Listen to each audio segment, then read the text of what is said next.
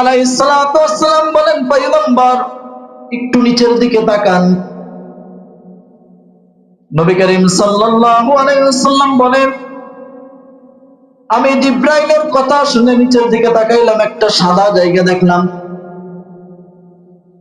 নবী করিম সাল্লাল্লাহু আলাইহি ওয়াসাল্লামকে বলেন, জিব্রাইল বলেন, পয়গম্বর এখানে নামেন, 2 রাকাত নামাজ সালাত, 2 রাকাত সালাত পড়েন। নবী করিম সাল্লাল্লাহু আলাইহি ওয়াসাল্লাম 2 রাকাত নামাজ পড়লেন। নবী একটু মাথা ঘুরাই দেখেন চতুর্দিকে খেজুর গাছ আর খেজুর গাছ। জিব্রাইল আলাইহিস সালাতু ওয়াস সালামকে বললেন, ও জিব্রাইল এটা কোথায়?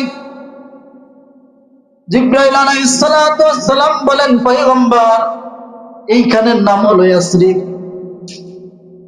কিছুদিন পর আপনাকে মক্কা থেকে হিজরতে মদিনায় যাইতে হবে, আর এটা ইয়াসরিব। আপনি যখন মদিনায় আসবেন, মদিনায় আসার সাথে সাথে এই ইয়াসরিবের নাম হবে মদিনাতুর রাসূল। নবী করিম সাল্লাল্লাহু আলাইহি ওয়াসাল্লাম যখন মক্কা থেকে যায়, তখনও মদিনার নাম মদিনা ছিল না, এটার নাম ছিল ইয়াসরিব। কি নাম ছিল? ইয়াসরিব। আর মক্কার নাম বসলো, মক্কা ছিল না, বাক্কা ছিল। কি ছিল? বাক্কা। কি নাম ছিল? বাক্কা। কোরআনের ভিতরে আছে, ইন্না আউওয়ালা বাইতি উদিয়া লিন-নাস উদিয়া লিন-নাস লাল্লাযী বিবাক্কাতা মুবারাকাও ওয়া হুদাল লিল-আলামিন। এই মক্কার নাম ছিল বাক্কা, আর এই মদিনার নাম ছিল ইয়াসরিব।